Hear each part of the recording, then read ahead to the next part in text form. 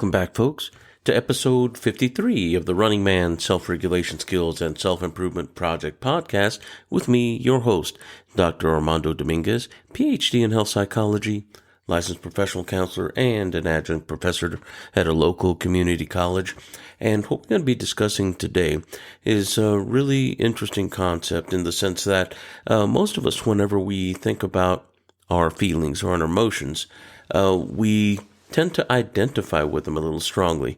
And sometimes whenever we have experiences that are particularly harsh or difficult, we may have intense emotions.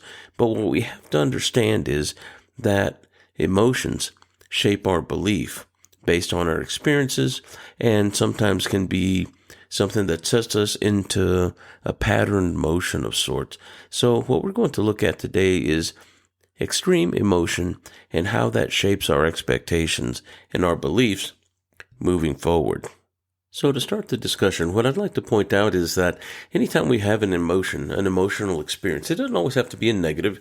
We could be having a good time, having fun, enjoying people's company, jumping in the bouncy house, like I like to say, and having a good old time like a kiddo, or we may be having an intense experience of disappointment or even fear for that matter. But the fight-flight aspect of it, when we're talking about extreme emotion, where it could be terror, where it could be potential danger, wherever I see myself potentially being harmed or hurt or killed or something like this, that's an extreme experience. We're definitely going to have some really intense emotional quality that drives our body to physically move and get out of the way or get out of the situation if we can. And that is fundamentally well known across the psychological social sciences, but also the biological, physiological science as well. And these things aren't anything that exists separately, but when we talk about them in their respective disciplines, we tend to separate them in a sense, and it tends to make the arguments useful and in-depth, but maybe a mite sterile. So I always like to make sure that I make the connection from all those realms, because they're influences that are continuous, and we as a human are a constellation of those things we study in the disciplines, but also we are always continuously being influenced by our environment as much as we are influencing it. And what I'd like to point out is that when we talk about emotion, is we're talking about a transient state. This is something that will come and go. Usually when you have the physiological hormonal chemical cocktail, if you will, that we have hormone that runs through the body, and it's not just driven by hormone, but also a neurotransmitter and electrochemical response. But whenever we have this happen, roughly we have an experience of emotion that'll last roughly about 8 to 10 seconds. And that does not necessarily mean that we have to act on it, but some of us very quickly, very knee-jerk reaction as a result of our environment or what has happened to us, may have come to learn to respond very quickly during the onset or the early onset of these emotions, because often if they're in negative intensity, negative in experience, interpreted as a negative experience, then we're going to have fear response going on. We may have some adrenaline going on. And we have to know that these are going to shape how we perceive things through our eyes, through our ears, through our tactile senses, among other things. And that will determine how we may estimate things to be. We believe them to be. This is a functional belief that works for us at that point. But they will, in essence, shape what it is that we believe our environment to be. Not unlike the frilled lizard that runs on the water, that when it's running, it has the skin on its neck frilled out for something that has simpler vision than what a 3D vision predator would see. It would seem to be occupying more space if you were seeing it from its fierce-looking mouth and the frilled-out neck. It would just look larger. But yet, when it runs from the side, it's just a little skinny lizard running on the water, and it does not look nearly as fierce, but it definitely is quite the spectacle. So what we have to understand is that whenever we're in fear response, we may misinterpret things to be bigger than they are, to be more dangerous than they are. But also we have to understand that we're erring on the side of the possibility that things could be bigger or more dangerous. And therefore, by default, we not only protect, but we may over-respond. We may overprotect. We may overdefend. And we may over-fear, among other things. And this is more so on the negative side of the interpretation. And just as easily, whenever somebody is experiencing a very positive emotion, we will easily shape and filter our experience through that positive lens. Hey, I just won $5,000, and that's so exciting, and we have all those fun and juicy pleasure chemicals going through that we really enjoy. It's on the border of orgasmic and loving and kind and generous and all those things that we feel, that are all the positives that we wish we had more of. And then we realize, wow, I do have them. Whenever I win, it's so much easier. And the floodgates happen to be open at that point, and we're able to unleash all this generous, kind feeling and emotion, and things are not only good, but even things that aren't so good that are happening around me as a result of my state, how I'm feeling, transient, remember, tend to be interpreted as less intense, less dangerous, less bad. So definitely there are some influences there that occur as a result of my state of body. And now that we've discussed the foundational ideas to what we're moving forward in this discussion with, is that our emotions can and do often shape what it is that we tend to believe in our environment. But it doesn't always come and go. Often, if it's an intense emotion or intense situation, we're talking the social dynamic, maybe there's physical pain, and also maybe even my thoughts and beliefs about it have been shaped. Now we're speaking three realms of this human being that is experiencing, let's say a negative in this case, that will shape my beliefs, but also, as a result, moving forward, my expectations. I know it can happen. Within the realm of probability may have been very low, but it happened to me. But the realm of possibility, anything can happen. That becomes a potential fuel for fearing the unknown. But if we look at it, I became a target. Maybe I was victimized. Maybe it was an accident, but it was painful. It was horrific, and maybe I didn't like it. But yet, it doesn't happen to too many people, but yet it happened to me. And whenever we think of our individual self in this sense, now that has shaped how I walk in my world. That will make me a little more careful when I'm, let's say, about to turn a corner. Maybe I'm a little more apt to be less trusting. Maybe when I trust, there are certain things that must be met, and they may be inordinate expectations. These may be unrealistic things, because what happened to me may have been unreasonably unrealistic and rare. So, depending on the nature of the situation, it could certainly shape how we respond, but also how we feel, on top of the fact that if it impacted our body, what scarred us, injured us, we're going to have a continuous reminder every time we're walking and moving, especially if we wind up breaking a leg or injuring a back or something like this. That will always bring us back to the recall of that event somehow, and how it shaped and shifted me, and therefore impacted not only how I think, but also how I protect myself moving forward. So how does this apply to self-regulation skills? Well, let me tell you, it applies in a number of areas, but let's look more specifically at if I'm going to live my life after having had an experience, good, bad, and different. I know that I use the negative as an example because it tends to stick a little better, but just to make the point, if we win, let's say, a lottery, we're going to have this expectation of the win could happen again. And then we could possibly develop a process addiction as a result, where we continue to buy lottery tickets, maybe to the extreme. Of course, if you won a big lottery, winning and became rich, it'd be minimal if you stayed at the same level of buying, unless one elevated that to a high level equivalent to the amount of wealth you might have, and you could bankrupt yourself in a very short period of time, because the payoff in the reward system was much too powerful, and it's unrealistic. And we have to realize the reward system isn't a reasonable, rational thing. So what does that have to do with self-regulation?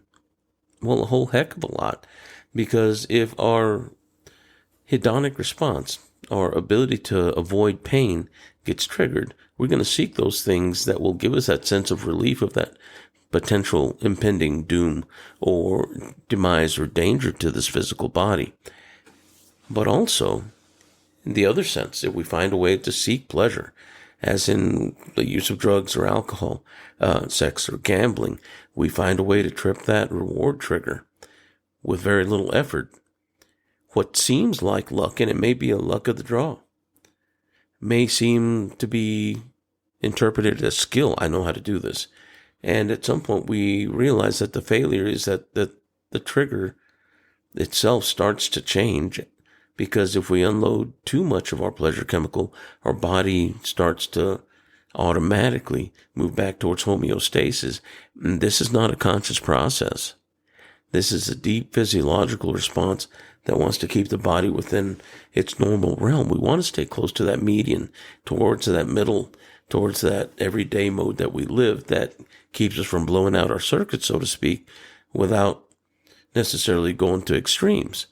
But if we have an extreme and then we repeat that and do it again, then our body knows, okay, there's something going wrong, and we can't let out that much neurotransmitter. You're not supposed to feel like you're kissing God. That's not okay. That is an extreme reaction.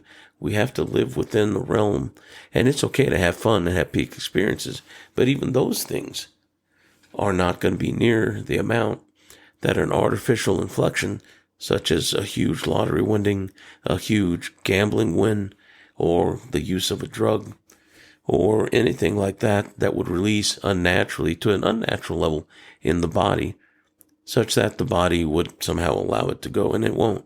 The body's natural tendency is to seek that balance, that homeostasis. And equally, when we realize that we tend to gravitate towards those things, we tend to get shaped by that expectation because of the powerful emotional load. Once again, the beginning of the discussion. So the more intense the emotion, the more apt we are to shape not only what believe, but also how belief is going to shape our expectations, our actions after that, because everything is going to be going through that filter. And that kind of limits us into this argument that I really, really, really like to take apart, because when people say patterns don't lie, patterns never lie, in quotes, I take issue with that. And let me tell you why. It's not that it's absolutely incorrect. It's not. In certain realms, it does apply. But patterns of human behavior, humans cannot be perfectly patterned. Do we have pattern behaviors when we become more simple? Well, yes. But whenever we're looking at things, to use as an example is Maslow's hierarchy of needs, and the very big base at the bottom of that pyramid is the biological needs. Do you have food? Do you have water? Do you have safety? Are you pain-free? Do you have shelter? Whenever these things are needed, then the social affiliations and stuff are the next level up, wherever those things become more real. But without your ability to breathe and eat and drink, you can't even socialize. So without the bottom bricks of that foundation, self-realization or peak experience or improvement can't happen to a degree in increments. But often it's very short-lived because we get pulled down by that biological need. And this is something that extremes such as drugs will trick the body into thinking it's getting, and the other areas in the biological need area fall apart once health suffers. So we become less apt to maintain that stability, and therefore the higher level expectations and self-realization tend to fall apart without that foundation. So when we get to the point wherever we are physically struggling, that is when we start seeing this adage of patterns never lie. And I distinctly defy that in this sense, in that people can act in a certain way, and if you're believing to act a certain way, understand that they can just as easily not, or they can be intentionally trying to throw you off. Usually how I walk about paying attention to folks, and this isn't being rude, but just in a very practical sense, don't believe what people tell you, and believe what they do. I usually step this up in a very practical sense. Don't believe what they say, and only half of what they do, because patterns do lie, and they can lie if the person's intention to act in a certain way was to lie or to be deceitful. So there's always that potential. And this is very much a principle of Sun Tzu's Art of War. Also, something that out of the Book of Five Rings from Miyamoto Musashi, you recognize that there is a veneer of social interaction. And sometimes to get what we need, the basic biological needs in the Maslow sense, or the self-realization or feelings of validation, that sometimes we'll do what we need to do to get those things. Whenever we're looking at an extreme emotional experience causing someone to act within a very predictable pattern way, we recognize that that stems from a very survival level orientation, a very survival level thought process and feelings that pop up.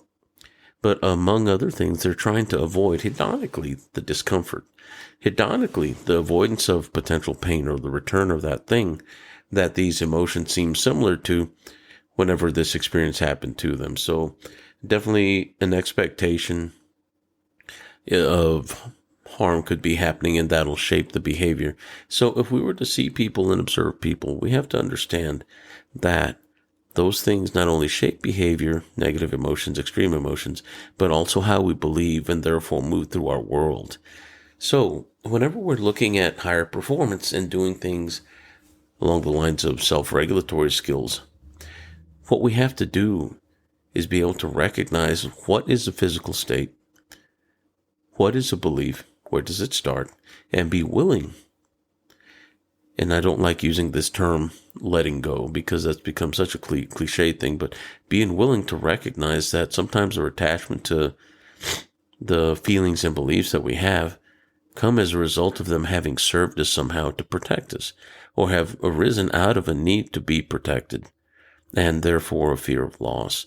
And if we understand what that is and understand that we may not go back into that event again because we know now, we learned the lesson, then we can use that as a jumping point to shape once again what it is that I want to respond like without necessarily having to lose the lesson and become vulnerable again, but also allow us to flower and brachiate and have more options and more openings moving forward, which is the idea, so we can become more flexible in response by default, because we're able to see further in a panoramic sense versus the myopic, truly tunnel vision under stress sense.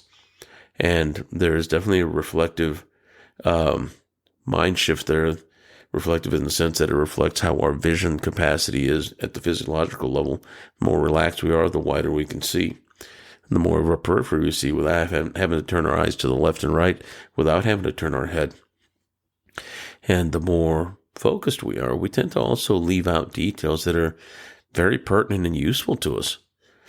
So, how do I shape my beliefs versus having my environment shaped and form me based on the past?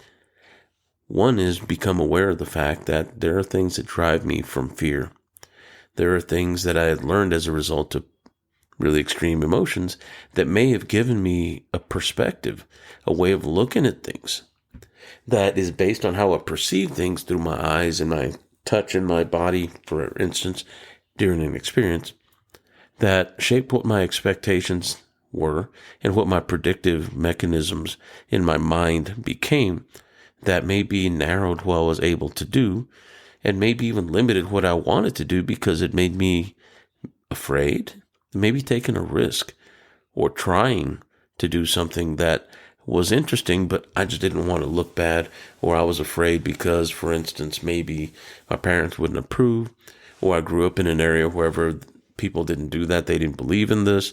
Notice those are assumptions and beliefs that even shape our expectations and predictions moving forward, that maybe we assumed by being in a certain locale, a certain school, being around certain people, and whenever they say that you are the average of the 5 people you spend the most time with, and now even the 5 influencers that you listen to most, then we have to look at, well, does this serve me? And I want what other people are doing, and how are they getting it? And maybe willing to maybe even be a little embarrassed. That's okay. Ego, our idea of a self, it doesn't exist. It's merely an idea that we have. And it is equally as transient, probably even more so, and a little more quicksilver than even what our emotional cascade is physically moving through our body, the hormonal response whenever we have experiences. So that is very malleable, but also quite shapeable, but also something that we can believe into over time if it is what it is, in the sense of it being a mind shift belief that can guide and shape how we are over time.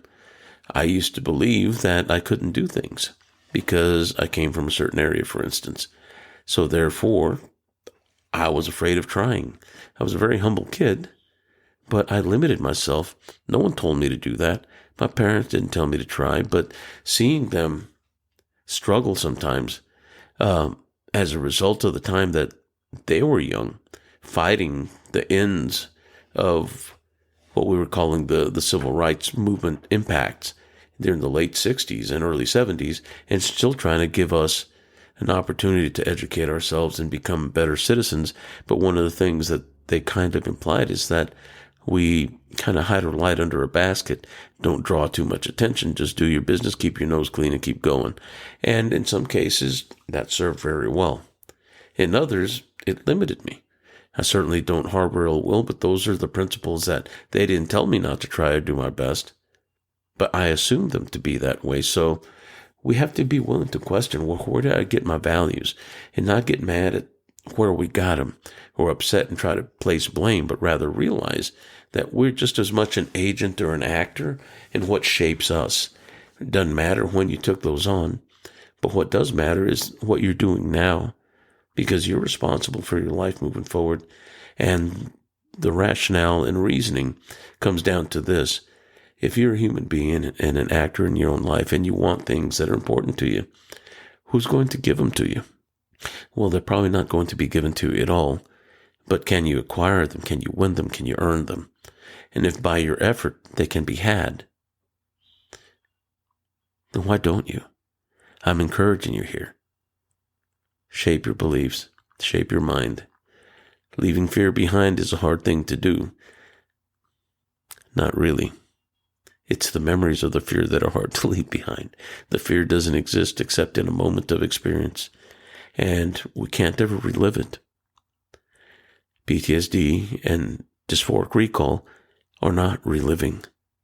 They are remembering and ruminating, and then our brain at that level that brings up the picture compels itself to respond as if, because we don't want to hurt like that again. And that's not happening at the rational, reasonable level. It's a reactive state. It's also our believer that sees that. So don't you want to use your believer to do something for you, to improve yourself, to grow and become and enhance and do the things that you want to do most? This is my encouragement to you. Self-regulation skills are about self-improvement. You want to improve yourself?